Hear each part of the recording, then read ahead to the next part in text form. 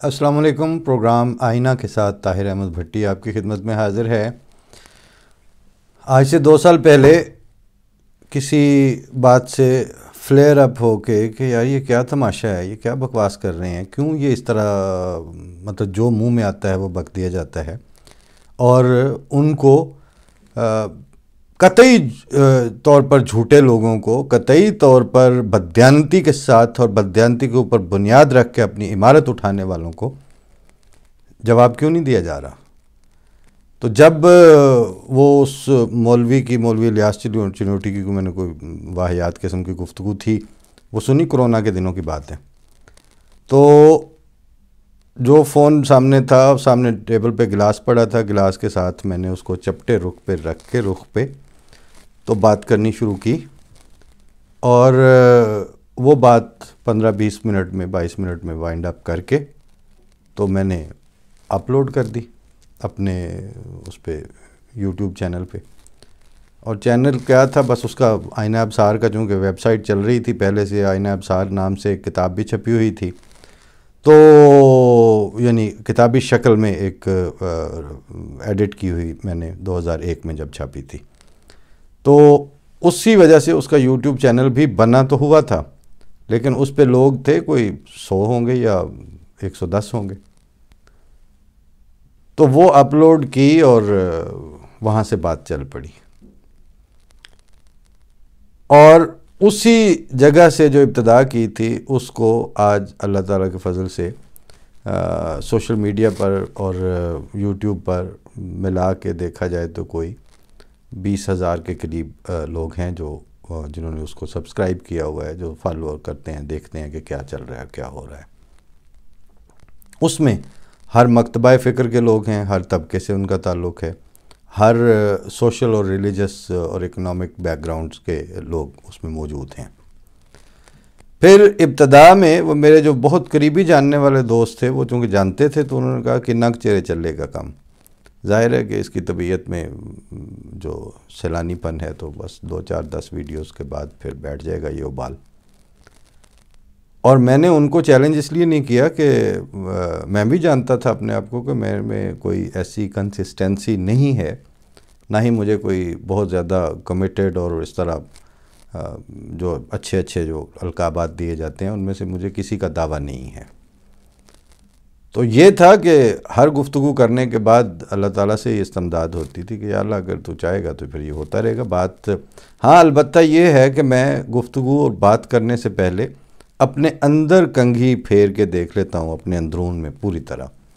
کہ کیا یہ جو بات میں کرنے جا رہا ہوں میں خود اس سے متفق ہوں، کیا میرا خود یہ فیتھ ہے، کیا میرا خود اسی طرح عقیدہ ہے، میں ایسے ہی سمجھتا ہوں۔ تو جو میں سمجھتا ہوں پھر وہ بات کر دیتا ہوں، اور وہ کرتے چلے گئے، پھر اس کی ایک آڈینس ڈیولپ ہوتی گئی، ایک بات بنتی گئی، اور ظاہر ہے انسانی دماغ مصروف رہتا ہے کہ میں نے مزید کیا کرنا ہے۔ اور یہ زندگی جو ہے اس کے اوپر جمیل مظہری کا ایک شعر ہے، غیر معروف ہیں اس لحاظ سے شاعر، اور شعر بھی ان کا اسی طرح سے غیر معروف ہے، لیکن اقبال کا جو فلسفہ خودی ہے جو کہ دنیا میں بہت شائع اور متعارف ہے، مطلب اردو دان طبقے میں، اس پہ جو بات بھی خودی، تو اب ان کو خود کو نہیں پتہ کہ اب کیا خودی ہوتی ہے اور کیسے اس کا مطلب، ظاہر ہے اس کی ہزارہ کانوٹیشنز اور دسیوں قسم کی اس کی تشریحات ہیں، لیکن میں نے ایک دوست سے کہا کہ مجھے اس فلسفے کی تو سمجھ ابھی تک نہیں آ سکی، لیکن جمیل مظہری نے جو یہ بات کی ہے 2 لائنوں میں 2 مصروں میں، اس کو بہرحال میں اپریشیٹ بھی کرتا ہوں، اس کی میری روح میں بھی ایک جگہ ہے، اور میں اس کو ہزارہ اپنی ذاتی دوستوں کی مجلس میں کوٹ بھی کرتا ہوں۔ جمیل مظہری نے یہ لکھا ہے کہ بقدر پیمانہ تخیل فریب ہر دل میں ہے خودی کا، بقدر پیمانہ تخیل سرور ہر دل میں ہے خودی کا، اگر نہ ہو یہ فریب پہم تو دم نکل جائے آدمی کا۔ تو بات تو یہی ہے کہ اگر نہ ہو یہ فریب پہم تو دم نکل جائے آدمی کا۔ تو وہ جو اس دنیا میں آیا ہے، پیدا ہوا ہے، اس کی ایسپائریشنز ہیں، اس کے سامنے ایک پورا پینڈورا باکس کھلا ہوا ہے، اور اس نے بہرحال یہاں سے گزرنا ہے تو کچھ کر کے جانا ہے، کچھ دیکھتے ہوئے جانا ہے، کچھ محسوس کر کے آگے جانا ہے، اور آگے والی بحث اس کے علاوہ ہے کہ آگے کیا ہے اور کیا نہیں ہے. لیکن بہرحال یہ تو دنیا میں وہی ہے کہ وہ بقول سلیم کوثر کے کچھ اس عجیب ڈھب سے اس نے بنائی ہے دنیا. کہیں کہیں تو یہاں دل لگانا پڑتا ہے. تو دنیا تو ایسے ہی ہے. وہ آپ اپنے ارد گرد جہاں پہ بھی دیکھیں آپ کو پتہ ہے. اب سوال صرف یہ رہ جاتا ہے کہ آپ نے اپنی جان، مال، وقت اور عزت کو قربان کرنے یا انویسٹ کرنے یا اس کو جھونکنے کے لیے جو آپشن لیا ہے وہ کس درجے کا ہے. یہ ہے ایک بات. کرتے سارے وہی ہیں، ہوتا مطلب ہر کسی سے، ہر کوئی بقدر ظرف اور بقدر پیمانہ تخیل وہ کرے گا، لیکن اس نے اپنی جو کوڑیاں ہیں یا اپنی جو متاع ہے وہ لگائی کس چیز کے اوپر ہے. اسی وجہ سے جب وہ چوہدری محمد علی صاحب کا ایک جگہ ان کا چھپا بھی ہوا ہے، شاید انہوں نے گفتگو میں بھی کہا کہ ہم نے تو خیر کیا کلام کرنے تھے اور کیا بات کرنی تھی، مطلب میں ان کا مفہوم بتا رہا ہوں، لیکن اللہ تعالیٰ نے وہ سامعین دیے جن کے معیار سخن پر آسمان نے گواہی دی. ظاہر ہے مطلب خلافت جو ہے اللہ تعالیٰ نے قائم کی علی منہاج نبوت، تو ان کے معیار سخن پر تو آسمان نے ہی گواہی دی. اتنے سارے جو آپ کے پاس وہ سطحیں ہیں معیار کو متعین کرنے کے لیے، ان کے ہوتے ہوئے ہم کسی فرسٹریشن یا کسی ڈپریشن یا کسی بیک فٹ پہ جائیں، یہ کم از کم مجھے تو لگتا ہے ہمیں زیب نہیں دیتا. اور اسی بنیاد پر ہی یہ ساری گفتگو ہوتی ہے. چونکہ یہ پروگرام اس سال کا آخری پروگرام ہے اور اگلے سال کی جو پلانز اور فردر کیا کیا خیالات چل رہے ہیں کہ آگے کیا کیا مزید کیا جا سکتا ہے اور کریں گے انشاءاللہ، وہ تو ظاہر ہے اب نیکسٹ ایئر کے پروگرامز میں آپ کے ساتھ گفتگو ہوگی ہی. لیکن جو اب تک جو ہے وہ جو عمر سے ہم نے بھر پایا سب سامنے لائے دیتے ہیں کہ مصداق اب تک جو کچھ نظر آیا ہے وہ یہ ہے کہ وہ ایک آدمی نے زیادہ سے زیادہ یہی الزام ہے نا کہ وہ فلیئر اپ ہو کے بات کی تھی. تو چلیں اس نے جو فلیئر اپ ہو کے بھی بات کی تھی اس کو ٹھہراؤ کے ساتھ، کنسسٹنسی کے ساتھ آج پیش کرتے ہوئے 2 سال ہونے کو آئے، اور ان 2 سالوں میں 800 سے زائد ٹوٹل ویڈیوز جو ہیں وہ آپ لوگ تک پہنچا چکے ہیں اللہ کے فضل سے. ہم وہ سنگل ہینڈڈلی تھا، اس میں بہت محدود ساتھ دینے والوں کی تعداد تھی، لیکن وہ بہرحال چلتا رہا سلسلہ. اور اللہ کے فضل سے میں نے وہ پچھلے دنوں ایک ہندی لب و لہجے میں غزل کہی تھی، سوا سال پہلے کی بات ہے. تو اس میں اس کا آخری شعر تھا کہ ہم نے پار اترنا ہے، تم پلٹو یا آؤ جی. بات یہ ہے کہ ہم نے پار اترنا ہے، تم پلٹو یا آؤ جی. اور تقریباً یہی میرا کہنا جو ہے وہ اپنے سننے والوں سے، اپنے ساتھ چلنے والوں سے ہے. کیونکہ منہ دیکھتے دیکھتے آپ یہ امید لگا کے بیٹھے رہیں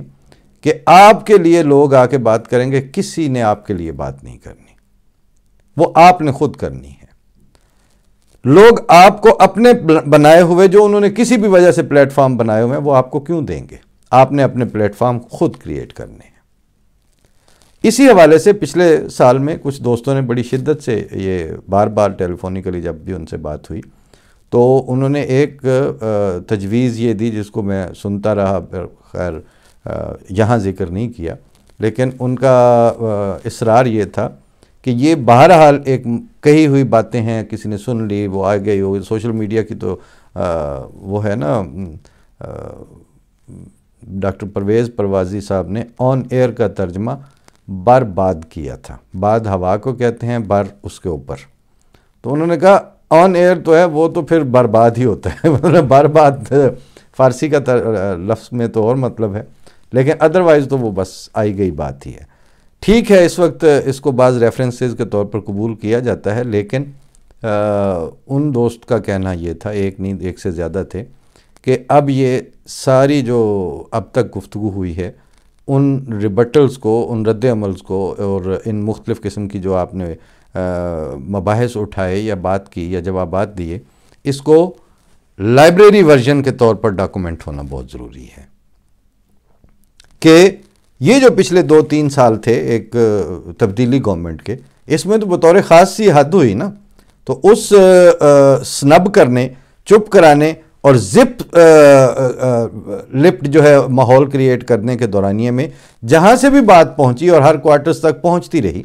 وہ بات تاریخ کا ریکارڈ درست رکھنے کے لیے اور تاریخ کا حصہ بنانے کے لیے وہ کسی نہ کسی کتابی شکل میں موجود رہنی چاہیے۔ بات ان کی چونکہ دل کو لگتی تھی اور حالات سے لگا کھاتی تھی، تو میں نے اسی وقت پاکستان میں ہی میرے کچھ جو کانٹیکٹس تھے وہاں پہ ان پروگراموں کو، پروگرام آئینہ نمبر 1 سے لے کے خاص طور پر پروگرام آئینہ، اس کی میں نے کمپوزنگ اور